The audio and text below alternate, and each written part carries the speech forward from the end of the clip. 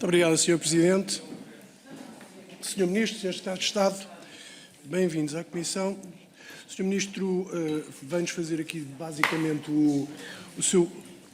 a sua execução do Plano de Ação de Migrações de junho até esta hora,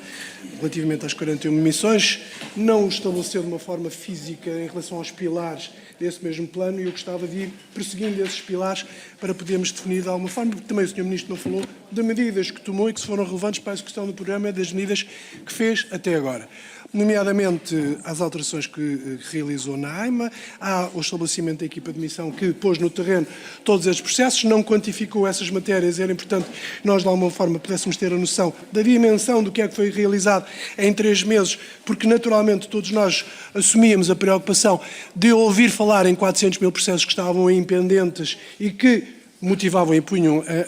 a vida de muitos cidadãos no limbo, porque não sabiam qual é que era o seu futuro, nem qual é que era a sua situação perante a própria lei, e era irrelevante, e é relevante essa medida, é o conjunto dessas medidas que têm sido tomadas. No fundo, passou também a regular a migração na estrita medida do que já referiu, e ainda agora o voltou a reafirmar relativamente à manifestação de interesse como forma de impedir que nós fôssemos a tal porta escancarada, como referiu, quer no plenário, quer hoje, relativamente a esta matéria. Há algumas questões na parte da reorganização institucional que eu gostava de juntar, porque os 2 instrumentos legais que foram utilizados até agora, um já em efetividade e outro ainda em discussão neste Parlamento, um foi o Decreto-Lei 37A de junho passado e outro é a proposta de Lei 23, que está neste momento aqui em discussão, nesta mesma Comissão, depois de ter ido a plenário na passada sexta-feira. Quais é que são as questões relevantes que gostaria de lhe colocar nesta matéria? Em primeiro lugar, se perante a criação de uma nova unidade especial de polícia dentro da PSP, se isto dá claras garantias de que a tarefa da AIMA e a tarefa da PSP estão claramente distintas, porque havia aqui alguma confusão no passado e havia aqui algum conflito de competências que eventualmente não deixavam muito claras as situações que levaram, inclusivamente, num momento pouco feliz, a que o CEF fosse quase que abruptamente extinto, ou pelo menos morrendo aos poucos durante os largos meses em que ainda esteve em funções depois da decisão da extinção. Uma segunda questão que gostava que, de alguma forma, também deixasse mais esclarecida é que esta proposta de lei 23 refere especificamente a questão dos vistos a CPLP. Nós sabíamos que o processo de registro e de regularização dos cidadãos CPLP, ao abrigo de um acordo que nós não questionamos, mas que era executado de uma forma pobre, quase que medíocre, se neste momento estão garantidas perante aquilo que puder advir da proposta de lei, nomeadamente face a algumas dúvidas que tinham sido manifestadas no âmbito da própria União Europeia relativamente aos direitos de mobilidade dentro do espaço, nomeadamente do espaço Schengen. O que nos leva à questão de Schengen e ao sistema de Schengen. O Sr. Ministro já falou relativamente aos investimentos que foram feitos. Em abril, quando referiu num Conselho Europeu, Portugal foi posto em causa relativamente a essa matéria, porque não acautelou quer os investimentos, quer a criação dos mecanismos todos para que nós pudéssemos fazer isso. Podemos garantir agora que, se a lei viesse a ser aprovada e entrasse em vigor até 10 de junho, que nós estaríamos a cumprir integralmente aquilo que a União Europeia espera de nós e, portanto, integrados dentro dos Estados cumpridores e não dentro dos Estados que pudessem estar sujeitos a qualquer tipo de sanção. Uma outra questão que este verão não foi notícia e gostava que pudesse comentar isso, é que de alguma forma o sistema de controle das entradas no país, nomeadamente nos aeroportos, não foi problema, pelo menos público. E, portanto, o mecanismo que tínhamos,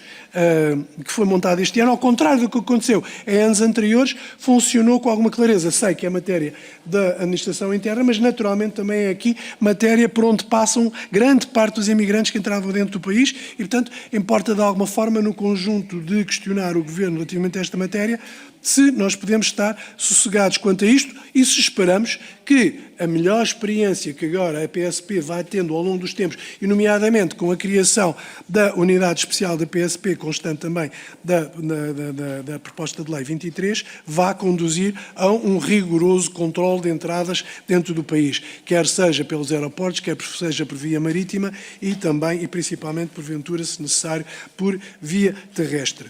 Há uma questão que o Sr. Ministro coloca um ênfase particular na proposta de lei 23, que pouco tem sido referenciada, pouco tem sido discutida publicamente, que são as questões de retorno.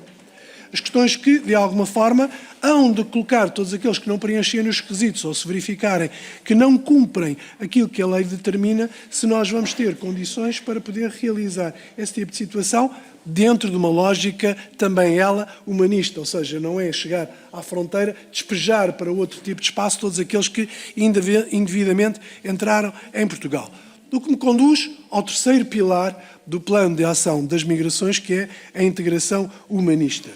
Aqui temos um desafio tremendo, dizem os mais recentes dados que nós temos neste momento, mais de 1 milhão de imigrantes em Portugal. Muitos terão emprego, alguns não o terão. Todos aqueles que nós queremos também voltar a abrir portas para poder entrar em Portugal, que fazem parte até também de um pilar do plano de migrações, é a questão da atração do talento estrangeiro. Também isto numa perspectiva não só de integração de pessoas mais qualificadas, mas também, de alguma forma, de ajudar a integrar todos aqueles que nos procuram como migrantes. Já nos falou também da questão da integração nas escolas, o que é um polo fundamental. Está alguma coisa para além das escolas, está alguma coisa prevista nas suas preocupações relativamente à integração de famílias completas, não apenas na perspectiva escolar, mas também de uma integração mais efetiva, porque sabemos que na maior parte dos casos todos estes imigrantes têm uma tentação de se juntarem e não se integrarem plenamente na nossa própria comunidade. Portanto, dentro deste conjunto de preocupações que nós temos, e julgo que nos últimos 4 meses muito foi feito, era esta a dimensão das nossas preocupações, que